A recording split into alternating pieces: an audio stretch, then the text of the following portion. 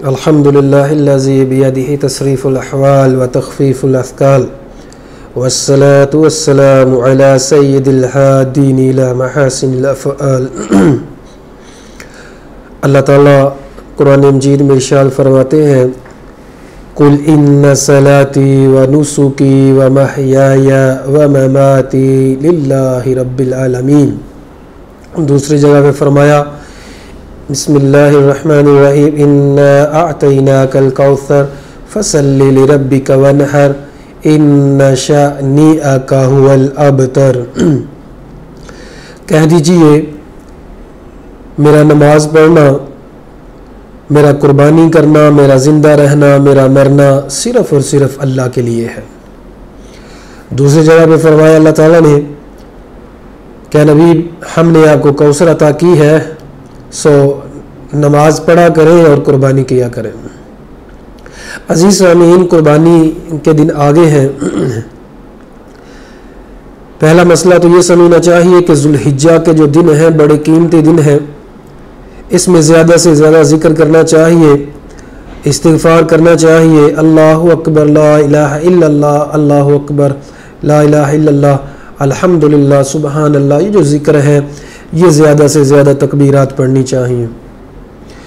दूसरा काम जो लोग तैयारी कर रहे हैं बड़े ज़ौक़ शौक़ से, वह है कुर्बानी।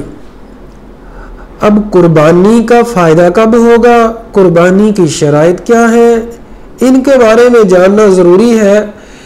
कि सबसे बड़ी शर्त अज़ीज़ान गिरामी ये है कि कुर्बानी का जो जानवर है उसमें नीयत दुरुस्त हो, नीयत अल्लाह के लिए हो। कुल इन्ना सलाती, नमाज पढ़ना, ज़िंदा रहना, कुर्बानी करना, जिसकी नीयत दुरुस्त नहीं है उसका अमल कबूल नहीं है।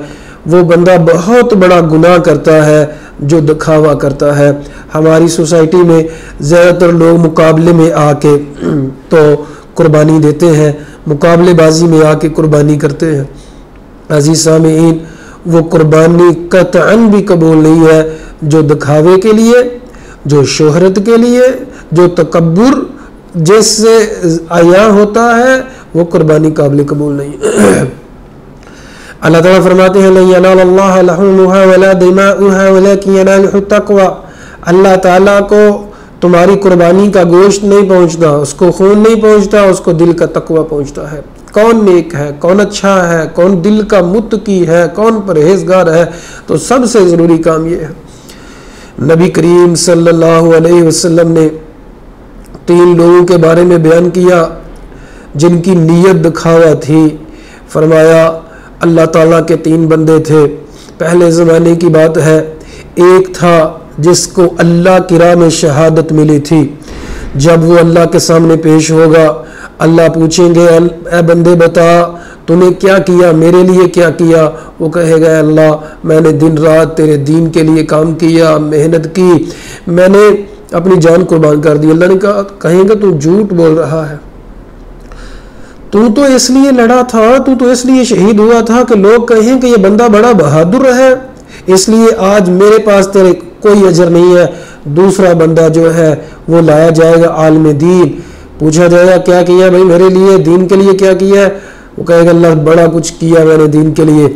अल्लाह ताला कहेंगे तूने तो इसलिए किया था कि लोग कहें कि बड़ा नेक है, बड़ा अच्छा है। तो लोगों ने कह दिया अब मेरे पास कोई अजर नहीं है तेरा, मेरे पास चूंकि देने तूने नेकी मेरे लिए की नहीं थी, लोगों के लिए की थी, सो तू अब लोग जाने तो तू, लोगों ने तुझे इसका फ़ायदा दे दिया। और तीसरा बंदा होगा सखी, जो अल्लाह की राह में बड़ी सखावतें किया करता था।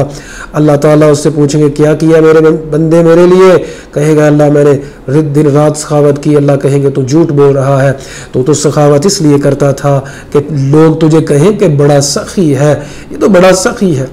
अज़ीज़ सामीन, तो नबी सल्लल्लाहु अलैहि वसल्लम ने फरमाया सबसे पहले इन 3 बंदों को जहन्नुम में फेंका जाएगा। जो दिखावा करते थे, जो रियाकारी करते थे, अपने अमाल का जायज़ा लेना चाहिए। अब लोग हमें दे क्या सकते हैं जो लोगों को दिखाने के लिए काम करें।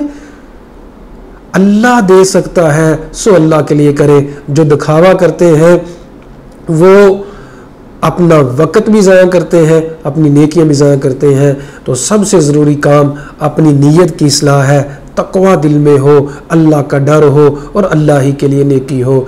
अल्लाह ताला से दुआ है अल्लाह हमें नीयतें दुरुस्त रखने की तौफ़ीक़ अता फ़रमाए। अस्सलामु अलैकुम व रहमतुल्लाहि व बरकातुहू।